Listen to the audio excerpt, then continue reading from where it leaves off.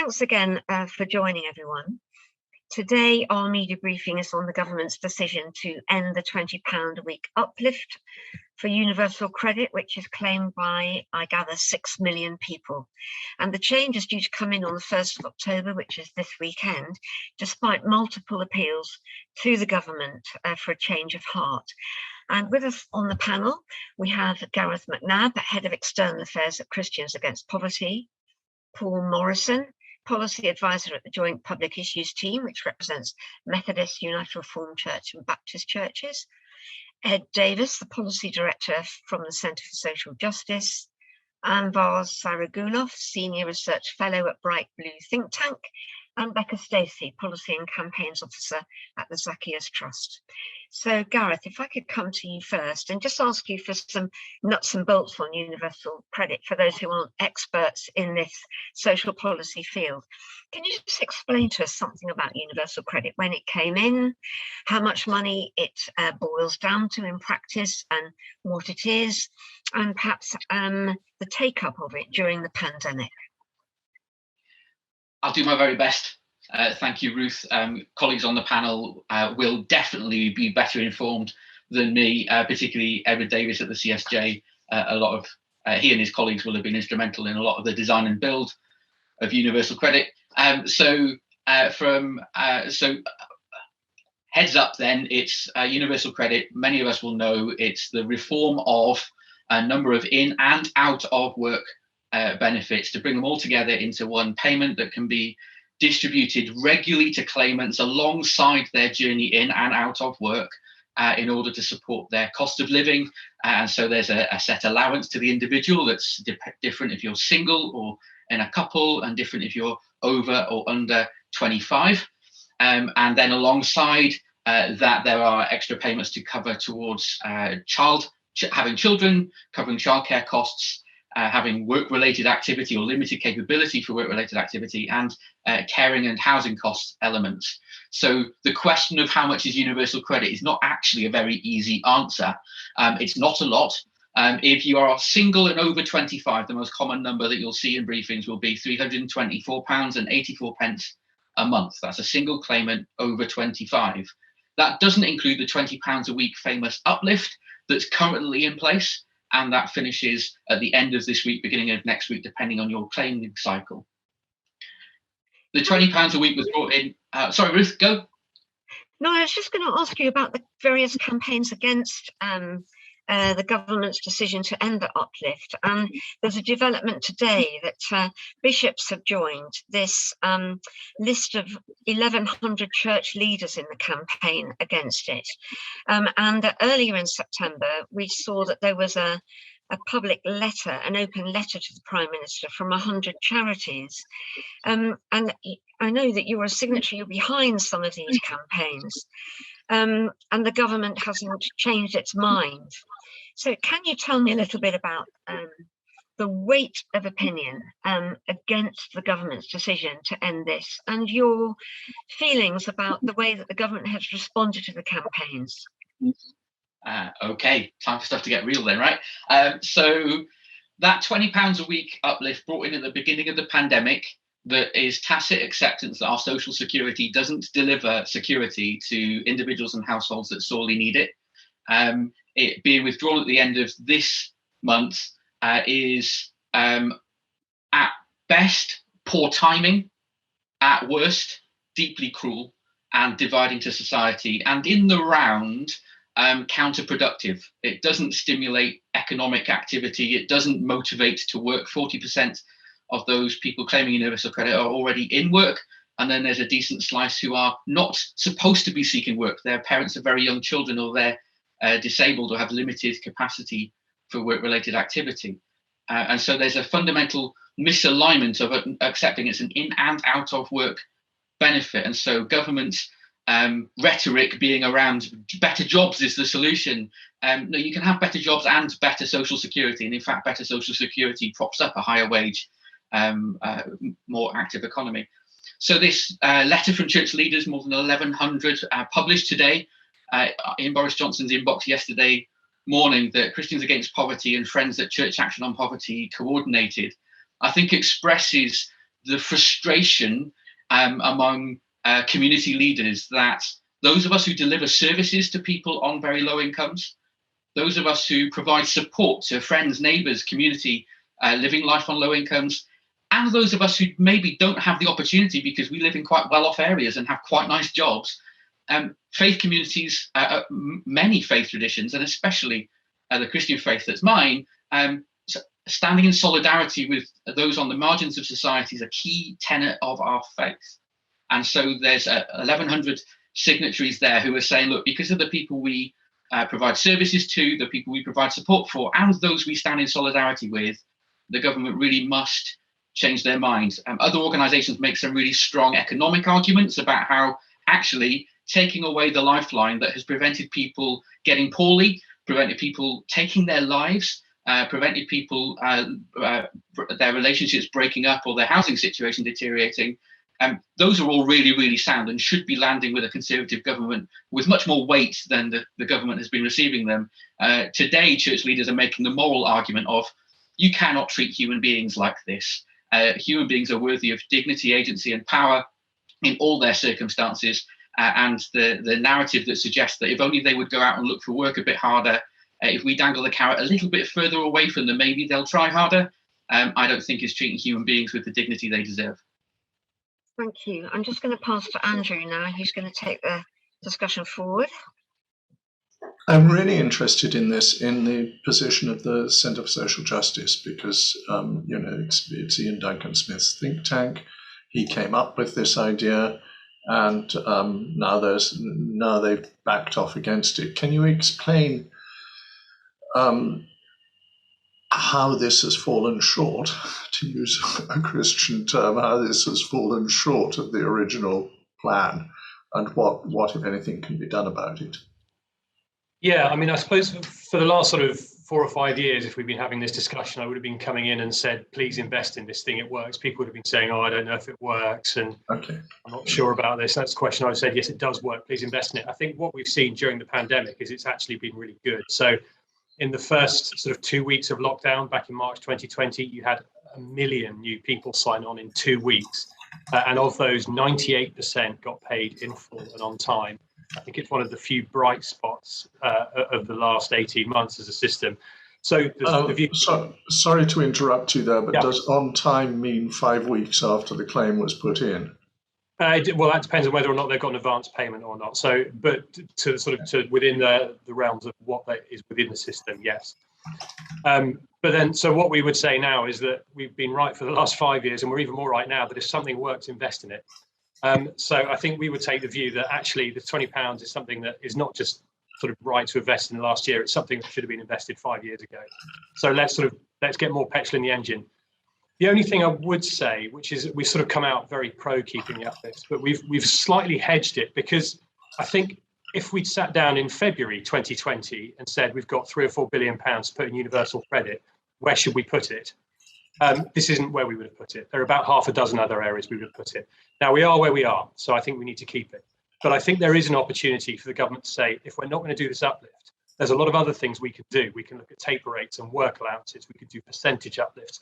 Debt repayments a massive one.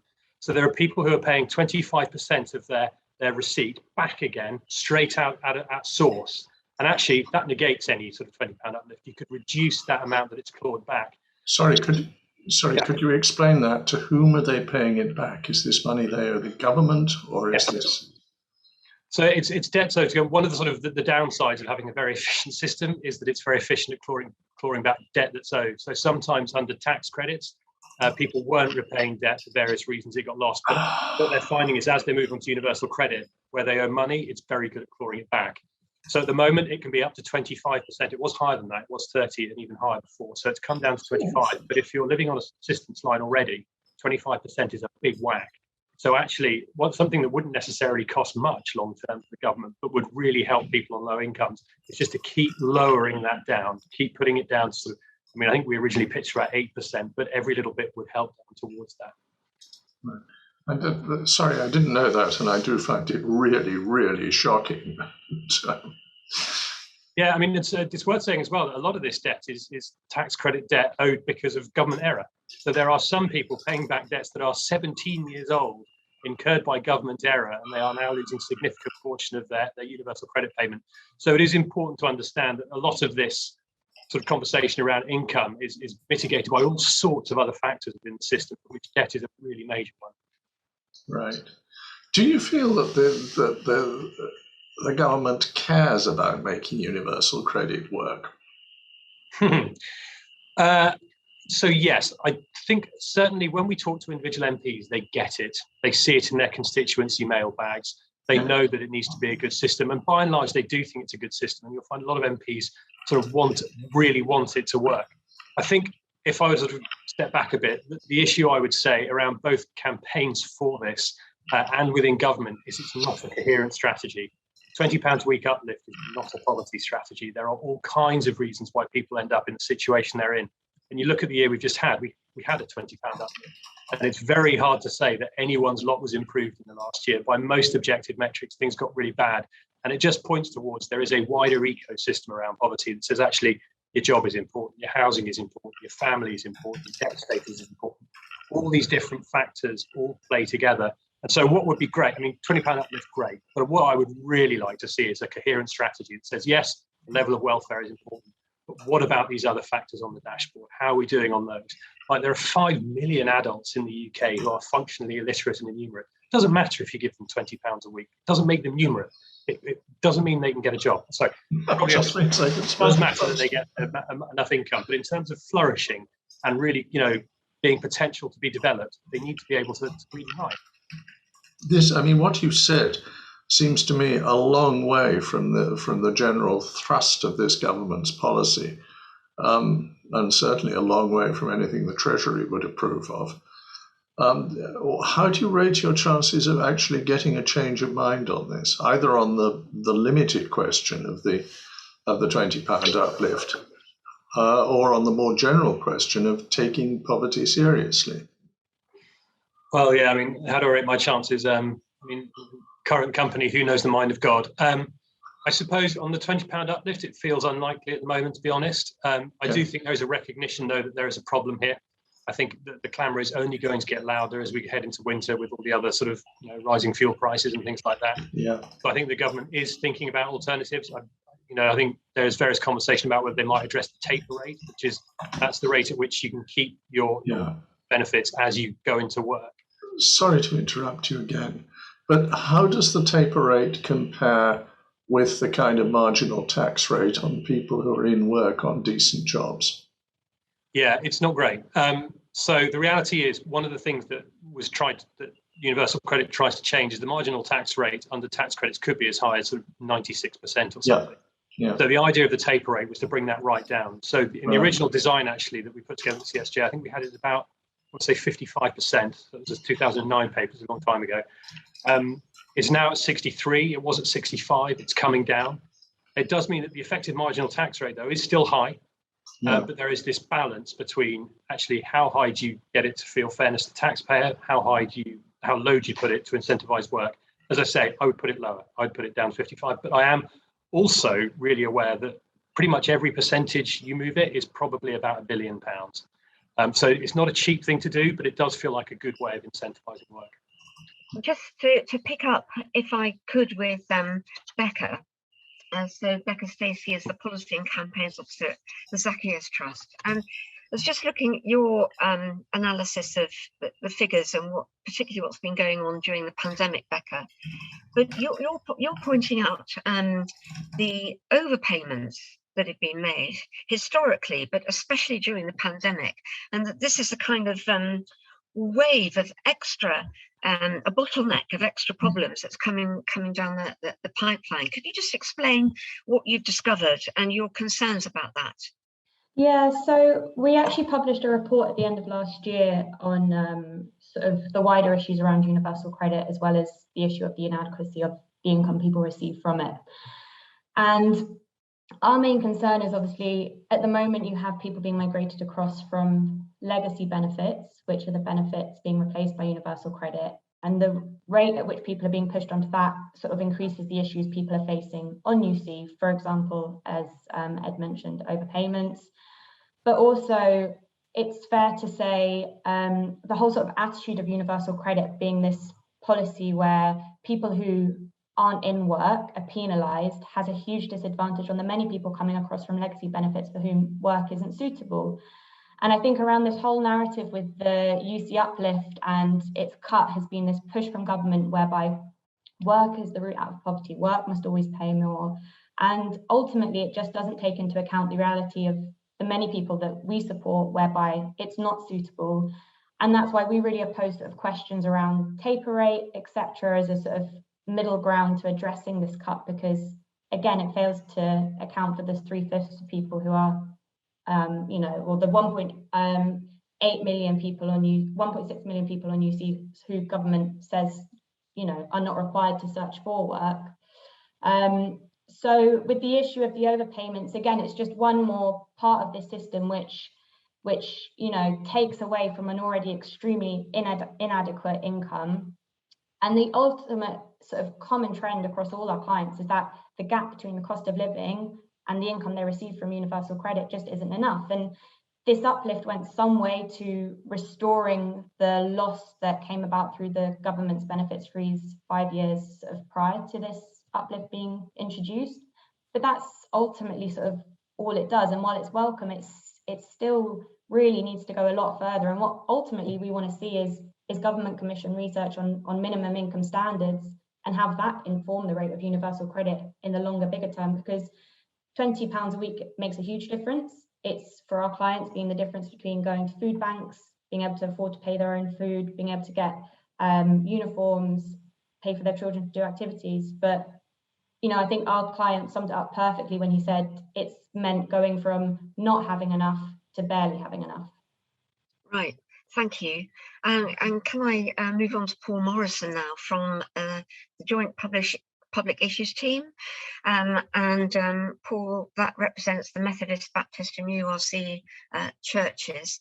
I think I'd like to ask you about your frontline work, actually. We've heard a lot about the policy and the impact of this and the impending cut. It's too late now, isn't it? There isn't going to be an 11th hour change of heart by the government. So what are people on the front line, the charity workers, the churches, the faith groups, doing to prepare for this? I mean, are you expecting hunger, homelessness? What are you doing to prepare? I think you've got to understand that the people on the front line have been through a pandemic. They've been working at 100% for 18 months now. So they will do what they have done during the pandemic, and I'm sure they will rise to the challenges ahead, but it's not easy. There is not spare capacity. And I think it's really important to say that the level of food bank use has increased during the pandemic, but it was already at very high levels before that. That in 2019, there was a report produced by Joseph Rowntree Foundation that showed that 2.5 million people had experienced destitution in the year before. That this that was before the universal credit uplift. Going back to there is not what we should aspire to. We should aspire to having a welfare state that doesn't allow people to be destitute. We should aspire to having a welfare state that doesn't have 2.5 million people going to food banks. And cutting this £20 a week brings us back to there, but when we're in a much worse economic situation where there's much more uncertainty and people are carrying a huge burden of debt from unpaid bills and all the things that they had to forestall during this pandemic. And I think I'd agree with Edward about the deductions from universal credit and the sort of debt collection that comes from universal credit. But the single biggest thing that causes debt collections is the advance payment. So the money that you might be given at the start is the thing that people talk about. It is having to pay that back. So when you start universal credit, the DWP, the department, offers you a loan, which you then have to pay back. So you've already got a low income that you can barely live on, and then they take some of it back. And I suppose to answer your first question, I think on the front line, there's genuine fear. There's genuine fear about what this winter will hold and whether or not people will be able to serve the communities that they've seen struggle so hard over the last 18 months, whether the next 6 months is going to be what will happen to those communities then. So the fear is not only of the destitution, as you described it, the fear is that the people on the front line who've been filling the gaps, if you like, through the food banks and so forth, the charity workers, the volunteers, the fear is that they won't be able to cope with the level of need. I don't wish to scaremonger, and I don't wish to say your food bank will close down because the volunteers are in an awful place. What I can say is that infrastructure has been put under a lot of pressure, and that will have consequences. And this £20 a week will put that infrastructure under more pressure. All of the organizations that are forecasting and trying to understand what impact this will have are saying that it will increase food bank use, it will increase debt, it will increase evictions. All of these things we know, and that's a choice. And are there moves, as far as you know, in churches, in faith groups, to expand their work, knowing that the need is going to increase? I work closely with Zacchaeus Trust, and we rolled out a strategy last year, and the strategy is ending the need for food banks. An ideal society doesn't have food banks. And I think what we're focused on is trying to get the policies in place to remove the need for food banks and to remove that help, this need for emergency help. So yes, obviously, if more demand comes in, people will try to meet that demand.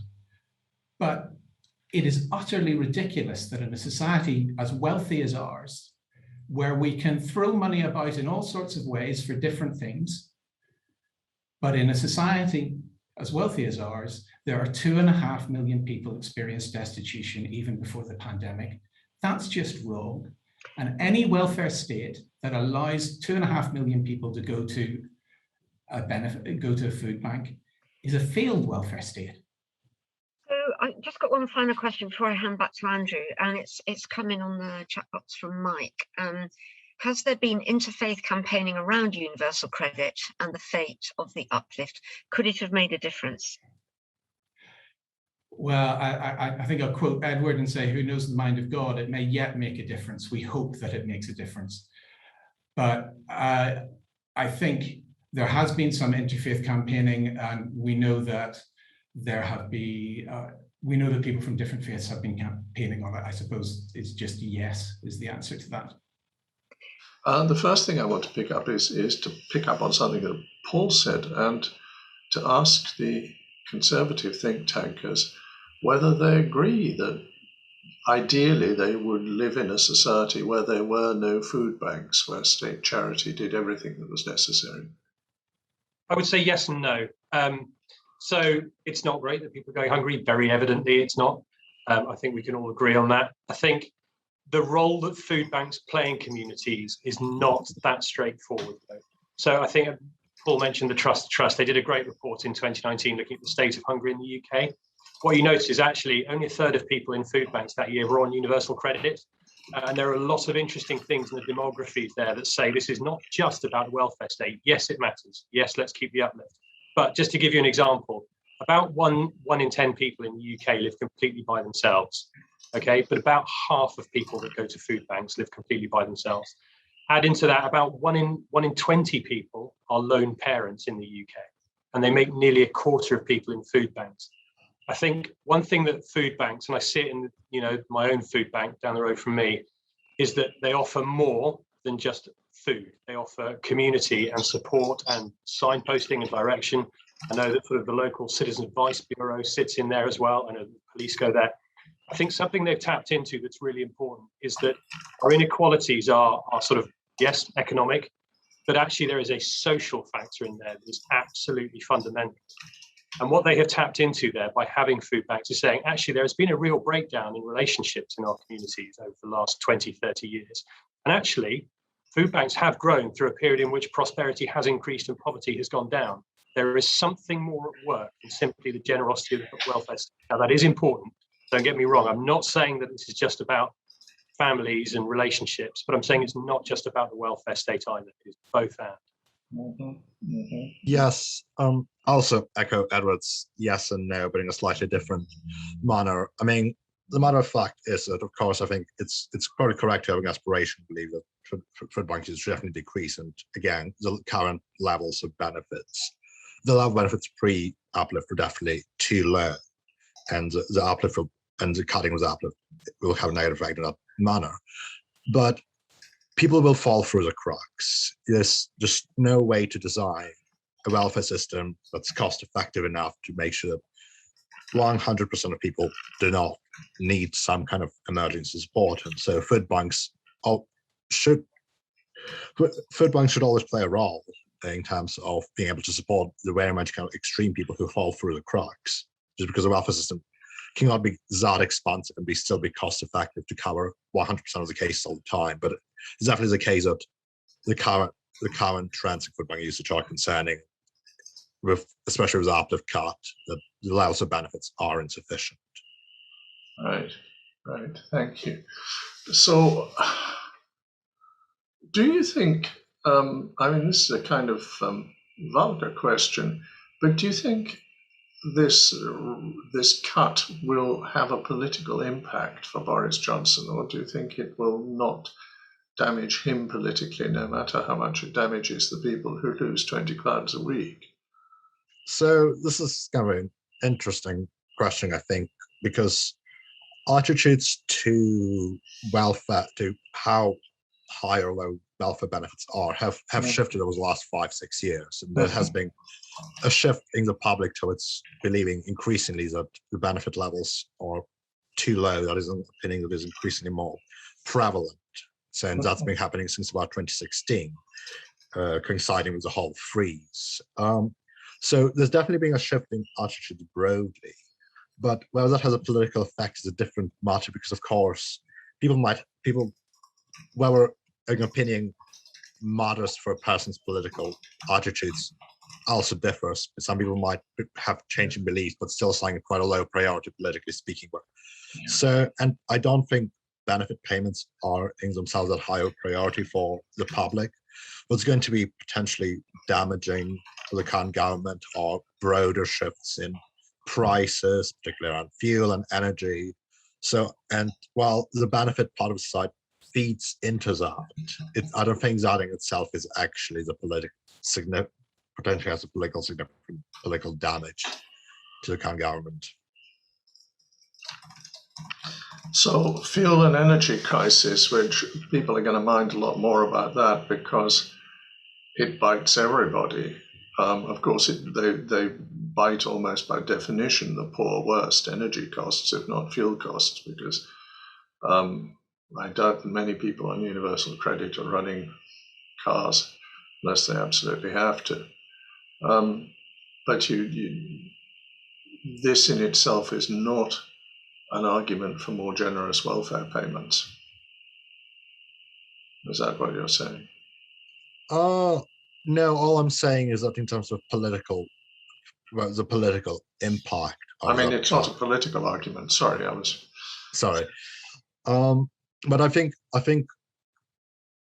what I mean, and kind of coming back to kind of our recent research, is that there are a significant amount of universal credit claimants, long-term universal credit claimants, who have been struggling with, for example, utility bills. We know that in March 2021, 38% of people on universal credit who were on UC before the pandemic were behind on at least some of their household bills, including utility, 18% for housing payments, rent primarily, and 32% suspected that it would be struggling in the next 6 months. And that's before we're coming into the whole rise in energy prices, in heating that's coming up.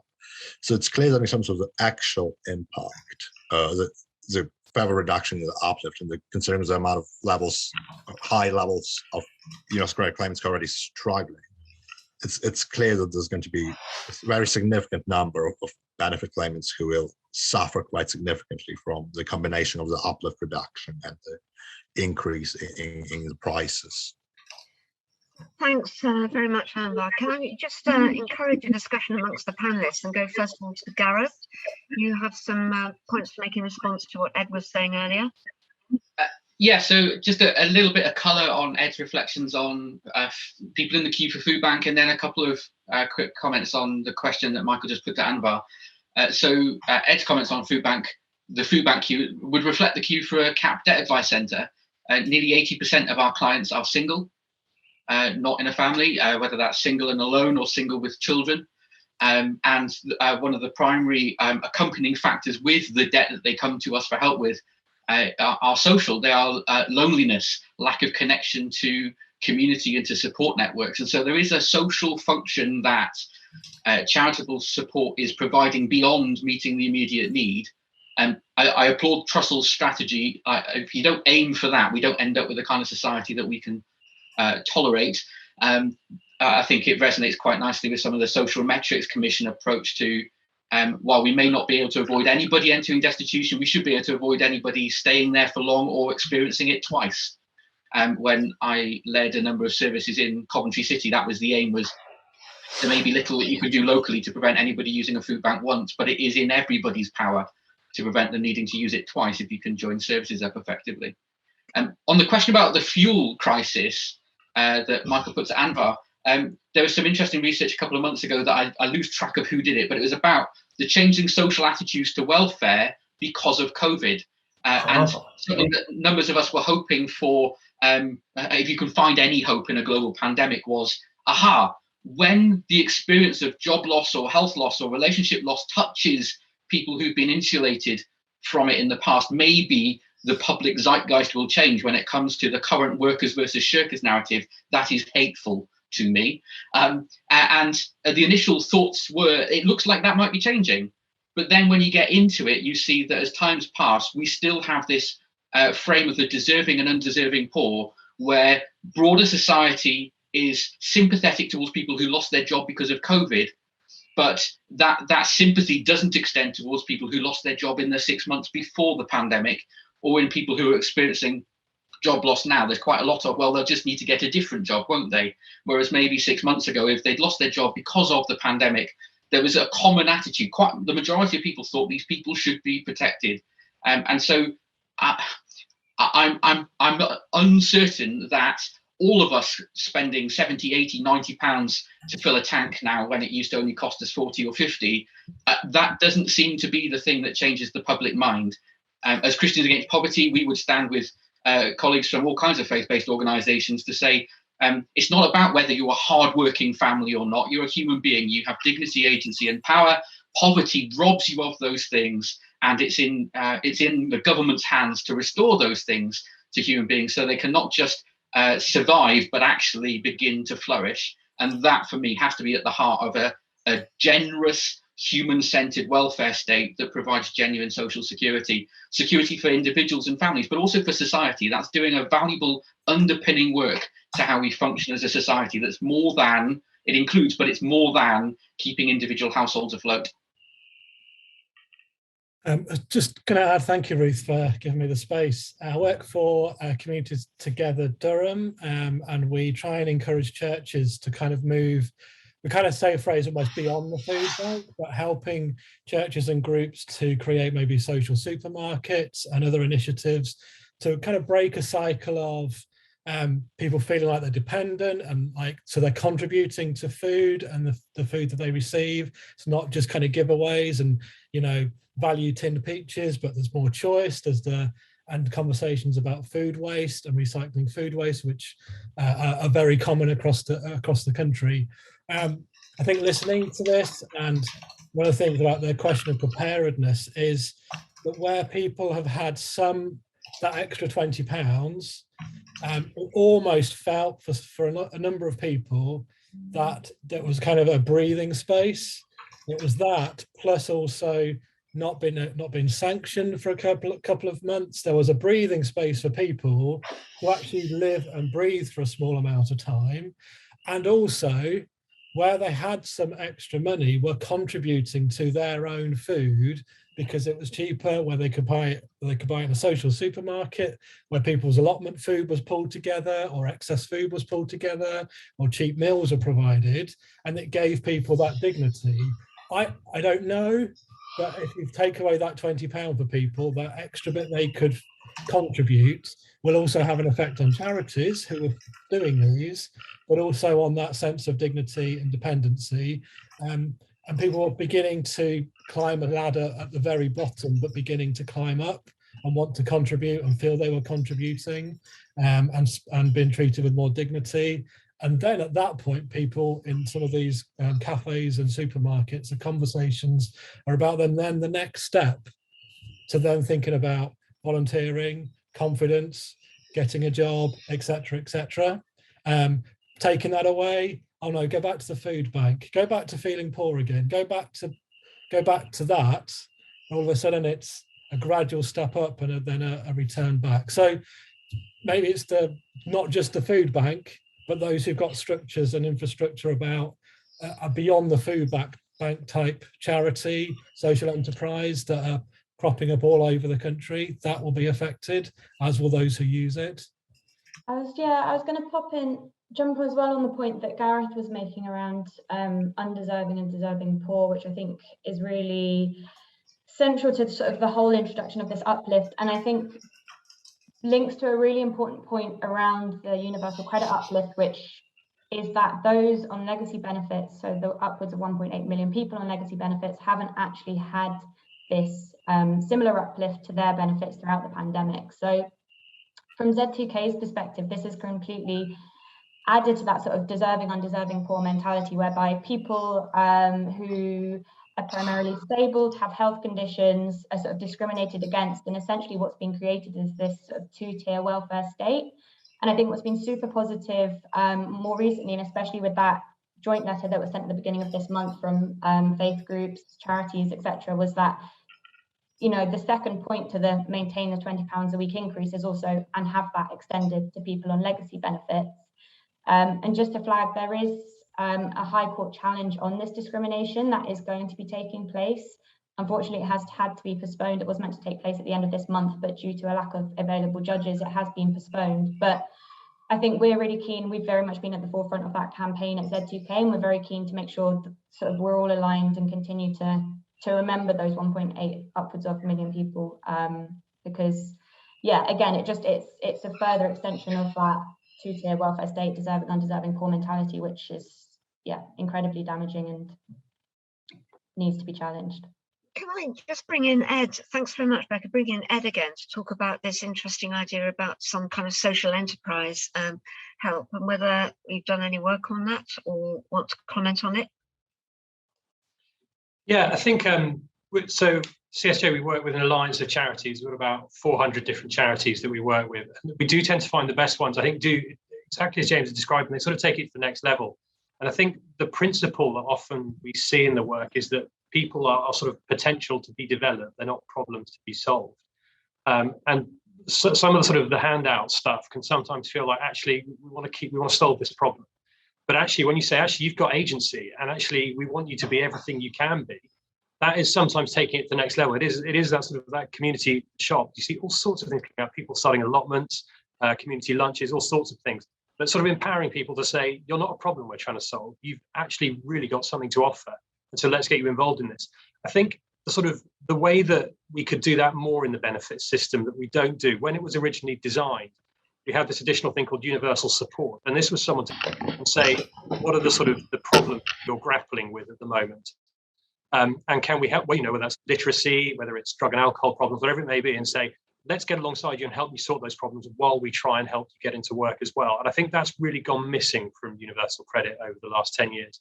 And I think coming back to £20 uplift is great, but if you'd asked me 18 months ago what I'd have done with £3 to £6 billion, whatever it's going to cost, that's probably where I'd put my money. I'd have said, let's put it in investing in people to change people, because some of those barriers are going to carry on whatever. I wanted to come back to to two questions. The first is,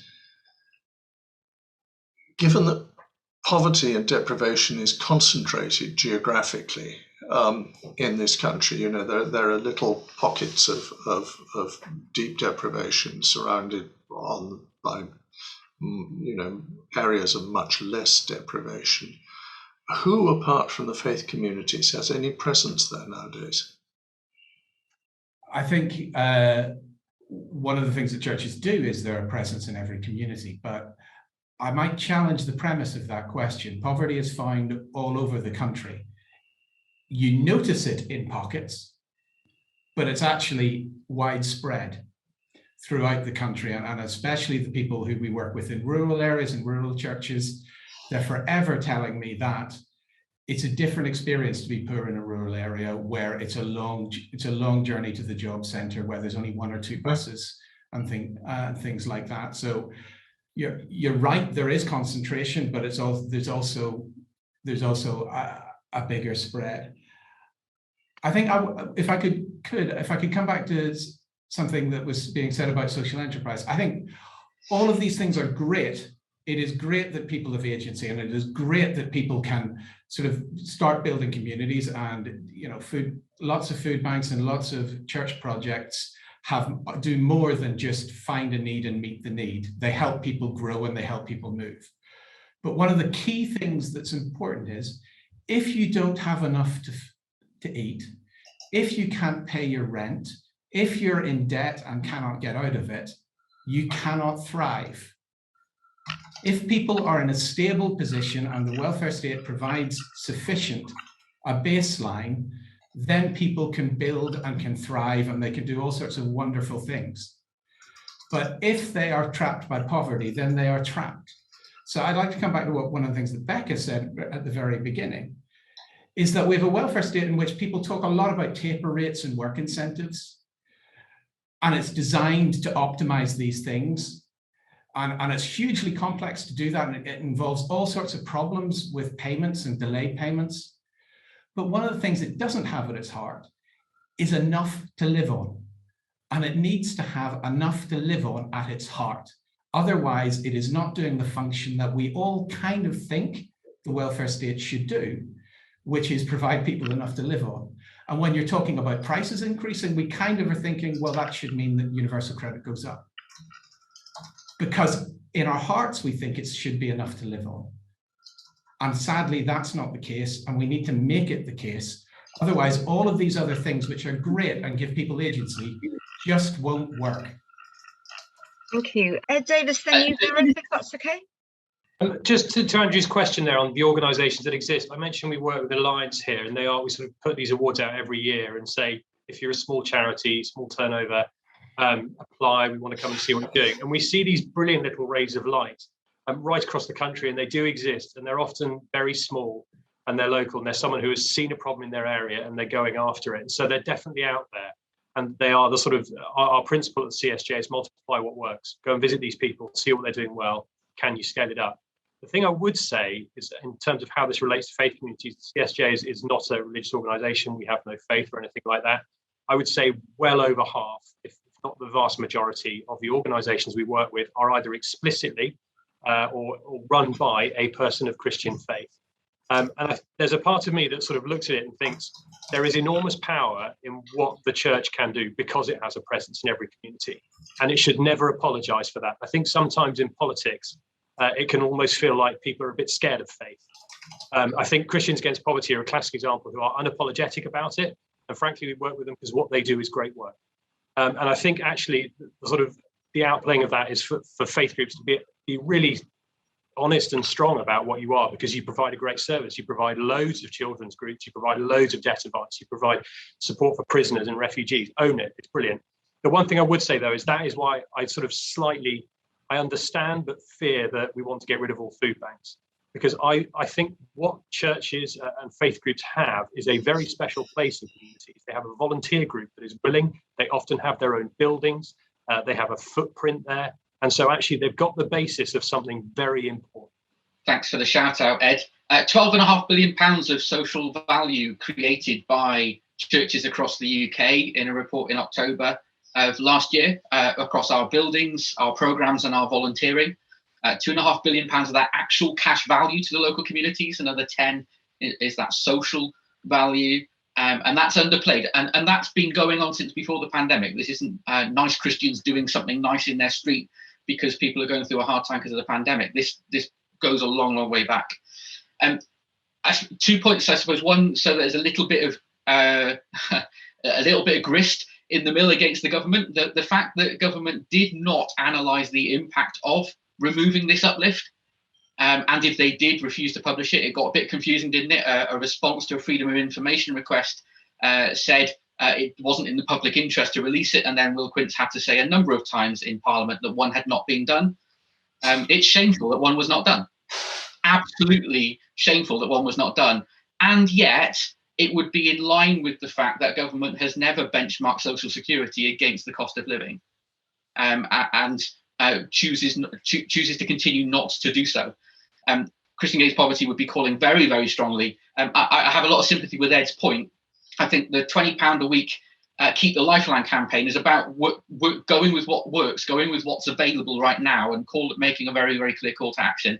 I think I would tend to agree that if we'd had a meeting in January of last year, hey, there's 10 billion on the table, how do you think we should spend it? We probably wouldn't have said, just bring everyone up 20 quid. I think we'd have wanted to be part of a very interesting conversation about the different things that could be done. But the number one thing that has to be done, that itself wouldn't cost very much money, but might have some implications, would be a cost of living review of social security to ensure that welfare policies don't collectively strip people of an adequate basic standard of living. The fact that one's not been done is shameful. Making that call very, very clearly on the record here, and for it to not be responded to would be a continued political choice that is a choice away from ensuring that people thrive, and a commitment to an ideology that work should pay. I'm not in disagreement that work should pay, but the unpaid work that many people do as carers and family members, the work that people with disabilities do just to live every day, isn't valued effectively in our society. The very simple thing that government could do would be that cost of living review of social security. So as we draw this to a close, it'd be nice to have closing comments from as many of you as want to say. What happens next? I think there's generally complete lack of hope that at this 11th hour, the government's going to suddenly row back. So what is each organisation represented around this table going to do next in terms of meeting sort of planned or initiatives and projects to mitigate the impact of the decision? I don't know who wants to go first. Gareth. Early in the pandemic, the Money and Pension Service, the government agency responsible for debt advice and financial well-being, predicted that there'd be a 60% increase in the demand for debt advice as a result of the pandemic. That demand has not yet materialised because we've never had this tsunami. It's a gradually increasing tide that will just keep going up and up and up and up and up until so many people have drowned under it, but away from people's visibility. The tsunami crashing on the shore is the brilliant image we all need to call people to the cause. The gradual, slow creeping death of the tide rising is the nightmare scenario, really, in that it'll catch many, many more people and the rest of society will remain unaware. So the two things we're doing, that growing demand for debt advice is beginning to materialise and will grow and faster with the cut being made, that still should not be made and remains a political choice by the Chancellor in particular. And then the second thing we're doing is making sure, I suppose one of the main calls to action right now would be, if you're impacted by the cuts to universal credit, by the rises in energy prices, get free debt help now. It is available. There is capacity in many providers of free debt advice. Whether you come to my shop, Z2K, other places, get free debt help now would be the main call to action. And any journalist on the call, I'd really invite, please amplify that with every stroke of your pen. Yeah, just to enforce that point, we as an advice service are very much braced and quite fearful, I think as Paul mentioned, of the impact this is going to result to our casework. But we are here for people across London to provide welfare and housing support. If this uplift is removed, which I think it's likely to say will happen, a big part of our advice work will be making sure people are aware of what other income they can receive through our social security system, maximising that to make sure all avenues that are open to them are explored and fulfilled. But from our campaigning side, obviously we are going to right up until the end be pushing against this. We're going to be supporting the High Court challenge to ensure that this uplift is provided if retrospectively to those on legacy benefits. And more widely, we are going to be continuing to call for government to start commissioning research on minimum income standards and to have benefit rates more widely informed by that research. So Becca, this High Court challenge, are you behind it as an organisation, or is there an umbrella group behind it? So it's Osborne's Law who's taking it forward, and we put them in touch with an individual who is the claimant in the challenge.